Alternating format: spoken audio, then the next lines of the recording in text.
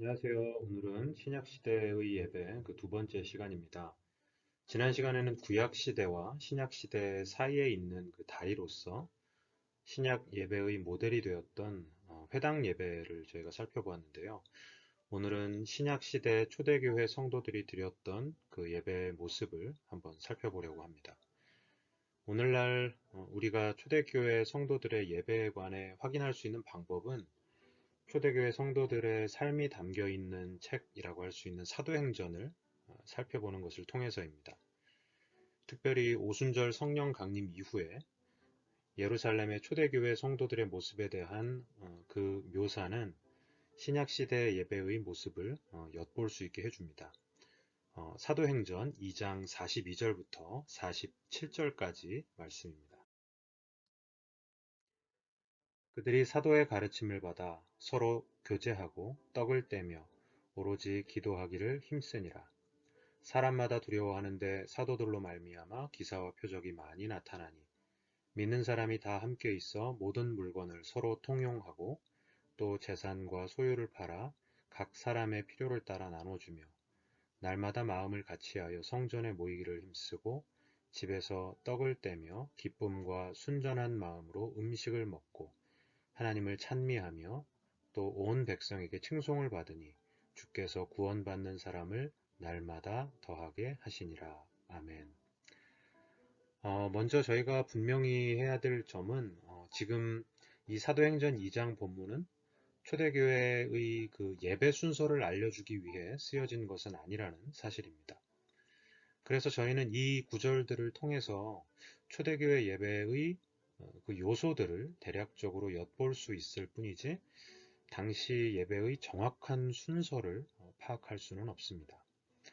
하지만 그럼에도 불구하고 이 본문을 통해서 저희는 신약시대 초대교회 예배를 구성하는 그 요소들을 확인할 수 있습니다. 그 요소는 전부 5가지인데요.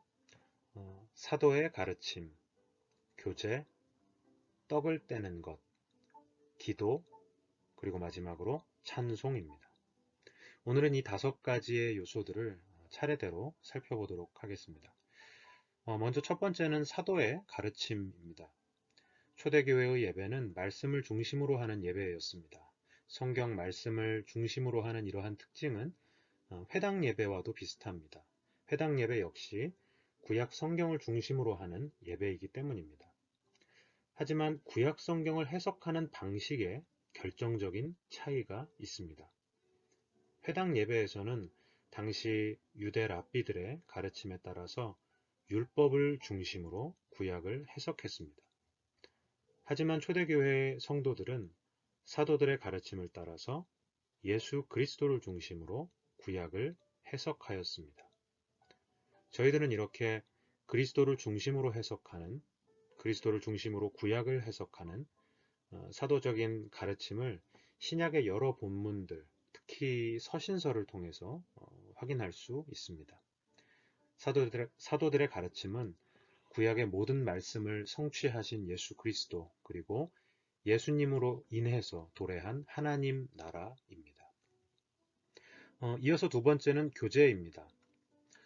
저희가 매 주일 예배 때 고백하는 사도신경에는 성도가 서로 교통하는 것을 믿는다고 하는 그 고백이 포함되어 있습니다. 이것이 바로 성도의 교제입니다. 실제로 이 교제라는 측면은 저희가 방금 읽은 사도행전 2장 본문에도 굉장히 길게 기록되어 있습니다. 믿는 사람이 다 함께 있어 모든 물건을 서로 통용하고 또 재산과 소유를 팔아 각 사람의 필요를 따라 나눠주며 날마다 마음을 같이하여 성전에 모이기를 힘쓰고. 지금 초대교회 그리스도인들이 물건을 통용하고 소유를 팔아 나누는 등의 모습은 성령 안에서 회복된 교회에서 나타난 모습 가운데 한 양상이라고 할 수 있습니다. 그렇기 때문에 이것을 절대적인 규칙으로 삼을 필요는 없습니다. 하지만 성령으로 충만한 공동체의 모습은 이런 식으로 나타난다는 것은 볼 수 있습니다.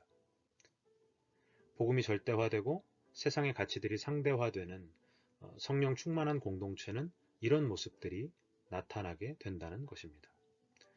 그러므로 초대교회 성도들의 모습을 그대로 따라할 필요는 없습니다. 이 모습은 성령 충만하게 되어서 나타난 하나의 결과이기 때문입니다. 하지만 그 본질, 성도의 교제는 있어야 합니다. 성령님이 임재하시는 공동체는 충만한 영적 교제로 나타나게 되어 있기 때문입니다. 세 번째는 떡을 떼는 것입니다. 지금 여기 떡을 떼는 것은 떡을 떼는 식사일까요? 아니면 주님의 살과 피를 나누는 성찬일까요? 결론부터 말씀드리면 둘 다입니다. 초대교회는 오늘날 저희가 하듯이 예배 후에 공동 식사 그리고 예배 중에 시행되는 성찬이 따로 엄밀하게 구분되지 않았습니다. 둘이 함께 어우러져 있었습니다. 그래서 오늘 본문 46절에도 떡을 떼며 바로 그 다음에 기쁨과 순전한 마음으로 음식을 먹고 라고 했던 것입니다. 하지만 그럼에도 불구하고 떡을 뗀다라는 표현은 엄밀하게 말해서 성찬을 가리킵니다. 성찬은 우리 모두가 예수 그리스도의 살과 피를 나누는 지체들이며 그 예수님 안에서 하나님의 한 가족임을 경험하는 예배의 한 요소입니다. 더불어서 예배 후에 음식을 나누는 식사, 공동 식사 역시 성찬과 마찬가지로 예배의 한 부분입니다. 성찬이 하나님과의 수직적인 교제에 좀 더 강조점이 있다면 이 공동 식사는 수평적인 성도들 간의 교제에 좀 더 강조점이 있다라고 말할 수 있겠습니다. 그래서 성찬에 참여하여 성령의 임재를 누리는 것과 더불어서 예배 후 공동 식사에 함께 참여하여 같이 식사하며 서로가 또한 믿음으로 격려하는 것은 너무나도 중요한 것입니다. 네 번째는 기도입니다. 기도 역시 말씀과 더불어 회당 예배의 주된 요소 가운데 하나였습니다. 초대교회의 성도들은 더 이상 속죄 제사를 대신 드려줄 인간 제사장을 필요로 하지 않습니다. 대제사장이신 예수님께서 거룩하신 하나님과 죄인된 우리 사이의 중보자가 되사 십자가에서 자신의 몸을 드려 하나님과 인간 사이에서 화목제사를 드리셨기 때문입니다. 그래서 이제 예수님 안에서 모두 왕같은 제사장이 된 우리 성도들은 예수님의 이름으로 직접 하나님께 간구할 수 있는 것입니다. 예수님의 이름으로 우리 모든 성도들은 각자 혼자서 기도할 뿐만 아니라 또한 함께 모여드리는 그 예배의 때, 예배의 시간에 한 마음으로 합심 기도를 합니다. 실제로 사도행전에는 성도 개개인이 각자가 기도하는 모습뿐만 아니라 성도들이 예배로 함께 모여서 기도하는 모습을 자주 확인할 수 있습니다. 이제 마지막으로 다섯 번째는 찬송입니다. 회당 예배에서부터 찬송은 예배의 중요한 요소였습니다. 유대인들은 회당 예배에서 구약 시편으로 하나님을 찬송했습니다. 이러한 전통은 초대교회에도 이어졌습니다. 비록 악보가 없어서 그 당시 초대교회 성도들이 불렀던 그 멜로디를 확인할 길은 없지만 그들이 찬송으로 시편을 불렀다는 사실만은 분명히 확인할 수 있습니다. 이것은 시편의 표제들을 통해서도 확인할 수 있는데요. 인도자를 따라 부르는 노래, 인도자를 따라 현악에 맞춘 노래, 성전에 올라가는 노래, 이런 식의 표제들은 이 시편이 인도자를 따라서 반주에 맞추어서 혹은 성전에 입장하면서 불려졌던 찬양이었음을 알려주는 것입니다.